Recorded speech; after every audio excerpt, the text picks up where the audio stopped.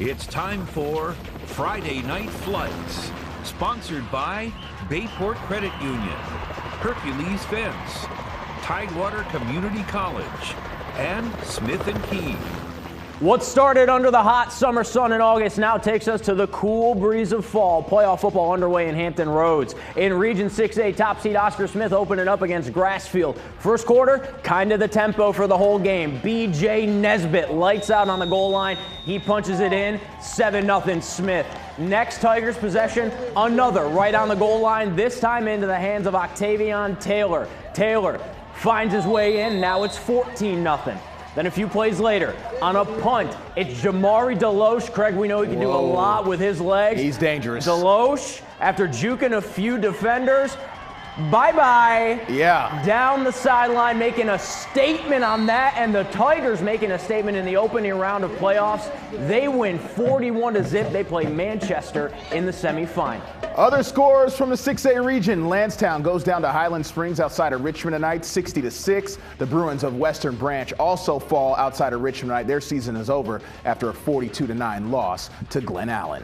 All right, welcome into a playoff edition of Friday Night Flights. I'm Craig Loper. He's James Catato. We're going to do the show all the way through Region Championship, so we have this show and two more after this. It was a chilly and windy night out there, James, as teams are on a mission to hoist a state championship trophy. The regular season is behind us. It's a great time of the year in the 757. We get to see teams from different districts matched up in some of these postseason games like this one right here behind us. Defending Class 5 state champions Maury at Powhatan Field hosting Woodside. The Commodores outscored their opponents in the regular season 583-53. An ultra-talented group that makes it known they're going for back-to-back in Class 5. Maury always all business at the coin toss each week. They don't like to be friendly, and they're okay with that. First drive of the game, Commodores deep in Wolverines territory. Atori Newkirk out to LeBron Bond. Player of the week, short touchdown. Bond actually slow to get up. Looked like he sort of twisted an ankle. He did not come back in the game while I was there. 7-0, something to watch for Maury as the playoffs continue. Ensuing kickoff, right off a Woodside player, Maury gonna recover. And all of a sudden, they steal a possession. A few plays later, Tayshawn Branch, sophomore running back, short touchdown run. He had a big one last week against Granby. It's 14-0. Still first quarter, Newkirk sort of bobbles the snap here, no problem, keeps his composure, airs it out. How about a 54-yard strike to Elijah Moss? Moss behind the defense, 21-0. Maury goes on to the region semifinals. Big win tonight, 57-0. More 5B action, a battle of 9-1 teams. Granby against Warwick. The captains meeting in the middle for the coin toss.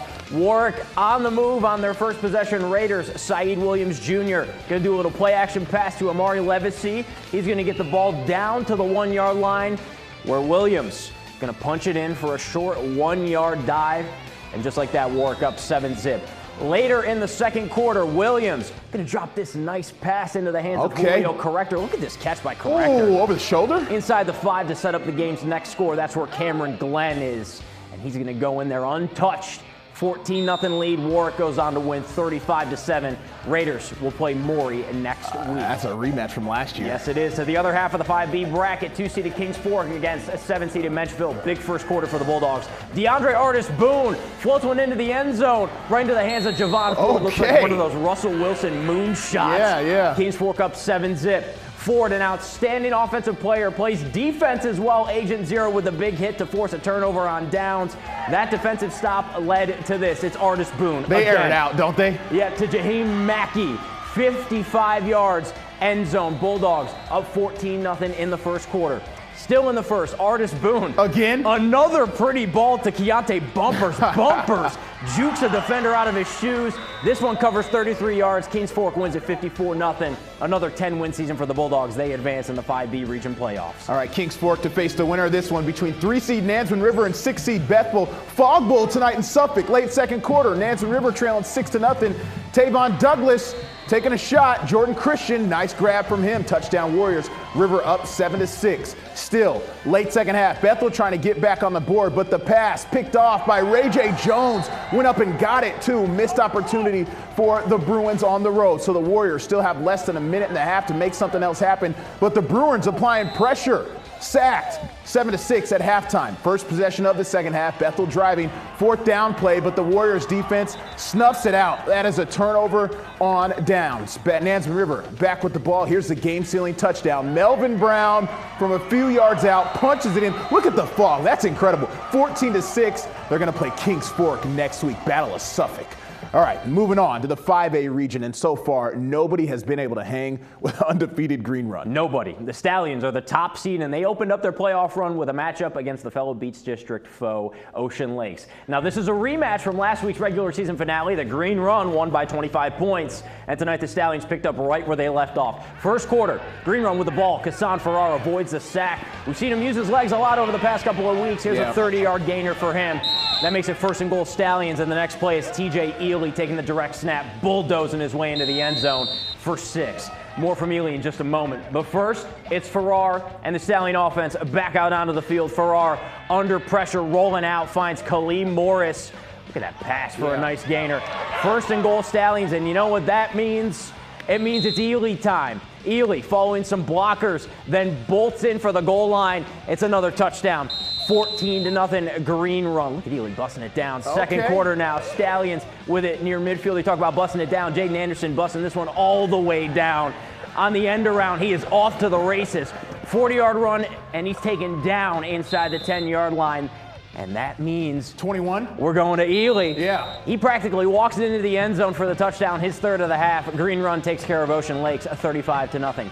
Up next for the Stallions, the winner between 5-seeded Kempsville and 4-seeded Indian River. Both teams 7-3. Craig, the Braves are now 14-0 at halftime. At home. Came out of the locker room, said, we're not a first-round exit. They played angry behind this guy in the second half. Rayvon Moore. Gimme more. Touchdown, 14-7. The deficit was cut to 7. The next Indian River drive, Craig, they could not stop Moore. It's Ray again up the middle into the end zone. Craig, where were you for the Ray Moore game? No, he's fun to watch all year. He's a physical runner. Next drive, another one like DJ Khaled into the end zone. Moore finds my camera. He says, come on over. We're hitting the Spider-Man. The Braves outscored the Chiefs 34-3 in the 3rd quarter. They were out of their minds in this one. They win it 42-24. They got Green Run next. That's going to be a good one. Staying in 5A, 2-seed Cox home against 7-seeded Deep Creek.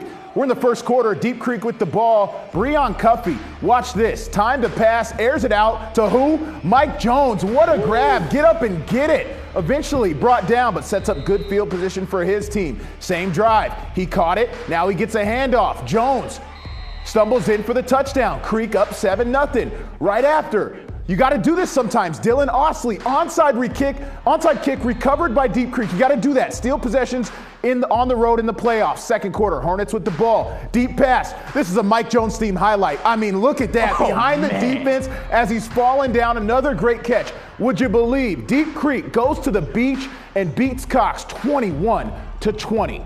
All right, Bayside against Salem. Sun Devils beat the Marlins 35-0 in week 3 of the regular season, but this one was a nail-biter. We're going to pick it up. Less than 6 minutes to play in the 4th. All tied up at 7. Marlins with the ball. Under 6 minutes left in the game. They're moving it, but the ball comes out. Sort of looked like his knee was down with the refs. Say it's Salem ball. Sun Devils take over on the 25-yard line. Willie Moore, I mean, how fun has he been to watch all year, James? 25-yard touchdown runner. I'm going to go ahead and call him first-team All-Beach District running back. Easily to the house. Fun to watch. What a season. Game on the line. Gives his team the lead. But there's still time for Bayside. Under 4 minutes to go. They try to get tricky. Kyron Brown pops in our frame and eventually he's going to make the catch. But he's hit hard. The ball pops out. The Sun Devils recover, and they win 14-7. Next week, it'll be Salem against Deep Creek. Still to come, plenty of more playoff action as we check in with action from regions 1 through 4. You're watching a special playoff edition of Friday Night Flights.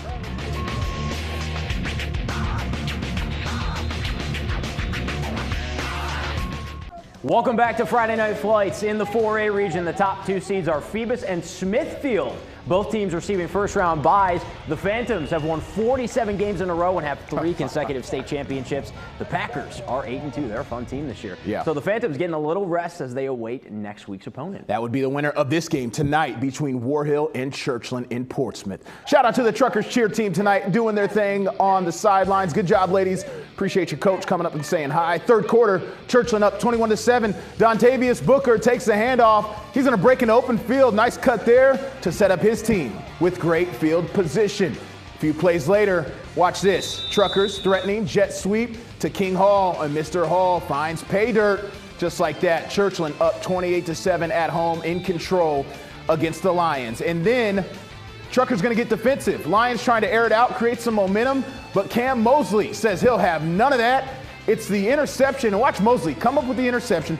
Short little run back. He actually gets stripped from behind, but no problem. His teammates have his back. The refs say that Churchland recovered it, and I guess they did. Fourth quarter now. Churchland threatening again, jet sweep to Daniel Mitchell. He's around the edge for 6. They were calling him Cinco on the sideline, James. Churchland wins. That's because he's number 5. Okay. Yeah, just to make sure that's Spanish. 35-15. Truckers will play Phoebus next week. At Darling Stadium, Hampton against Denby. Crabbers were up 17-0 at halftime. Marcus Chapman Jr. dropping back over the middle. Davion Perry. Perry going to cut through the Denby defense, get all the way down to the 20-yard line. And that catch will eventually set up this for Devin Anthony. The run into the end zone with ease. It's 24-0. And the Crabbers defense pitching a shutout. Denby's Kevin Parker drops back, feeling the heat, gets rid of the ball into the hands of Hampton's Christopher McWright, who rumbles his way into the end zone. And the Crabbers, with a 45-8 victory, Hampton will play Smithfield next week. All right, Region 3A, 2-seed Norcom against 7-seed Heritage from Newport News. Third quarter, Norcom with the ball. They're in the black uniforms. Deep pass here, intercepted by Heritage's Devin Gray. Huge catch from Devin. How about that? Later, Greyhounds with the ball. Jody Shelton gonna sneak in for a touchdown. There he is, sort of leaps in there. Right afterwards, watch this. Greyhounds, this is the PAT. They open up for the swinging gate. Then they condense the formation. This is very unique. You don't see a lot of swinging gate in high school football. Christopher Elder runs it in for the PAT. I think that was a PAT. It might have been a touchdown right there. Norcom goes up 22-0. Later, Hurricanes ball, deep pass intercepted by Cortez Phillips. Short run back from him. Norcom gets the home win tonight, 28-0. Well, next up for Norcom, Tab, the Tigers. They win tonight, 24-13, and in other 3A action, Lafayette moves on after blowing out Petersburg, 42-6. 2A region playoffs, 9-1 Poquoson against 2-8 John Marshall. First quarter, Poquoson with a short field, and they would have one the entire night. Cody Little takes the handoff, walks it in to get the scoring going at 7-0. John Marshall punting after a 3-and-out. Check this out. Okay. The punter loses his shoe. That's a shoe. That's the shoe. That's not the ball. Not the ball. So it's a shank kick. The ball gets picked up by Jason Kell. Runs it all the way back for 6. So now it's 14-0 Bull Islanders. Moving ahead still in the first quarter with the Islanders up 30 now. Yeah. This was the free kick after Poquoson scored a safety. They just pile it on. Piling it on. Dom Gallagher runs it all the way back for 6 more. Next possession, the John Marshall quarterback going to throw one up, and it's picked off by Cam Stowers. He's had a lot of interceptions. Didn't they have like 3 picks last week or 2 weeks ago or something? This would make it 44-0 because he took it all the way back, so pick 6. The Islanders had 51 points at the end of the first quarter. Unbelievable. They win huge tonight and move on. 2A scores, Southampton upset tonight at home by King William in a close one, 24-21, and a shootout between Nottoway and Bruton. Panthers come out on top with the 47-41 win. Class 1 Region B, Franklin loses to Buffalo Gap. Surrey County falls to Sussex. In 1A, Middlesex beats Northampton 36-34. All right, tomorrow afternoon, 4 area teams playing for state field hockey titles. Tab, listen to this, going for its 4th straight state title, 90th consecutive win. Tigers will take on Poquoson for the Class 3 crown. And in the Class 5 state title game, it's First Colonial against Nansemond River. Both games at Ocean Lakes High School starting at 10. Also, big college football Saturday, right in the 757. William and Mary, Hampton, Norfolk State, and ODU all at home. The Monarchs, of course, hosting JMU 5th all-time meeting. We'll be there all for it. It's a busy weekend for us. That's Friday Night Flights. Watch it on YouTube.com. Have a great night, everybody.